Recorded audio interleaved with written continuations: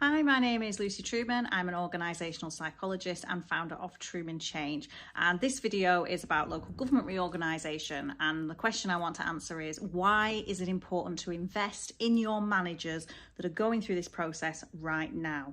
So I've got three reasons. So the first reason is it is going to be super challenging to lead through this period. So during this period of, I know we're at the point at the moment where we're looking at business cases. When we get to a bit more certainty and we know the way forward, there's going to be a period of making sure that everything's ready for go live. And then there's going to be a period of after vesting day, a bedding in of multiple different cultures all into one organisation. So that's going to be really tough. They're going to have to lead through a projected period, a good 3 years of massive uncertainty, which is tough by anybody's standards. They're also going to have to contend with power battles, negotiations, difficult conversations, and it brings in, from a psychology point of view, lots of identity issues. You know, people feel a sense of identity to the place that they work in. So this is a tough time for leaders and managers. So that's my first reason. My second reason is the window is now.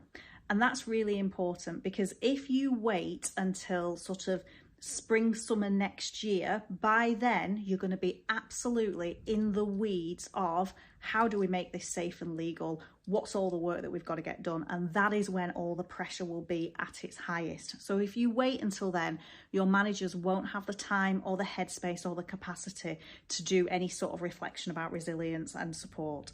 So now is the time to do it, to get them ready for that stage where it's going to be really busy and chaotic.